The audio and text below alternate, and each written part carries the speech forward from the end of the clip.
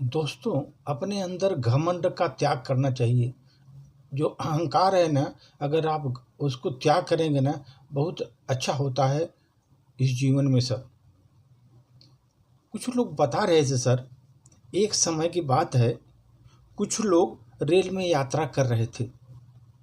उसमें एक व्यक्ति खड़ा हुआ, उसने खिड़की खोल दिया। थोड़ी देर में दूसरा यात्री उठा, उसने खिड़की को बंद कर दिया। एक ने खोल दिया, दूसरे ने बंद कर दिया। पहले वाले व्यक्ति को उसका यह बंद करना खराब लगा सर। उसने उठकर खिड़की पुनः खोल दी सर। बंद करता और दूसरा खोल देता। अच्छा खासा नाटक चल रहा था उन लोगों का। यात्रियों का भी बहुत मनोरंजन हो रहा था। एक खोलता था, एक बंद कर देता था। लेकिन अंत में सभी लोग तंग आ गए सर।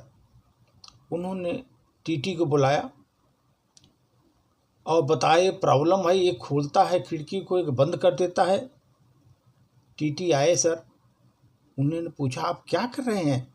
खिड़की को बार बार खोल बंद कर रहे हैं। पहला यात्री बोला, मैं क्यों न खोलूं, मुझे गर्मी से परेशानी हो रही है, इसलिए खिड़की खुली रहनी चाहिए। मुझे गर्मी लग रही है, इसलिए खिड़की खुली रहनी चाहिए।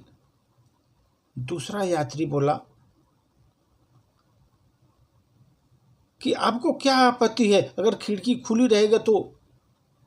इस पर दूसरा यात्री ने बोला, सर मुझे ठंड लग रही है, मुझसे ठंड बिल्कुल सहन नहीं होती। अब टीटी बेचारा परेशान हो गया। एक को गर्मी लग रही है, एक को ठंडी लग रही है।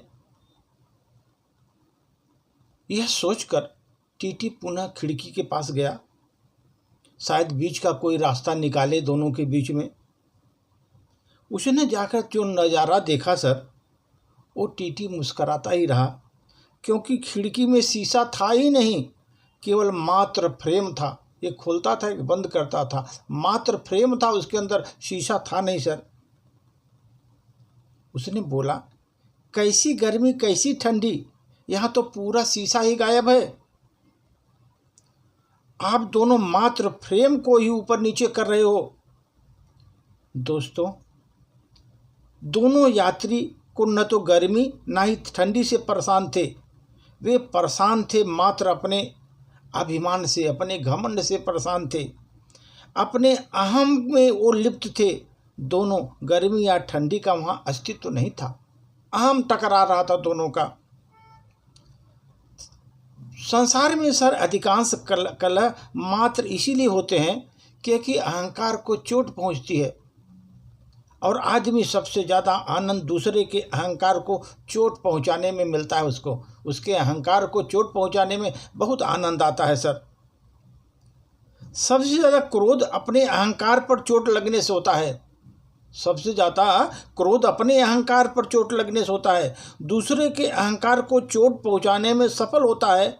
वह मान लेता है कि उसने बहुत बड़ा गढ़ जीत लिया, बहुत बड़ा काम किया उसने, और यह मानकर चलता है कि दूसरे के स्वाभिमान की रेखा को वो काट पीट करके उससे सम्मानित बन सकता है, हो कि उससे सम्मानपूर्ण जीवन बिता कर सकता है।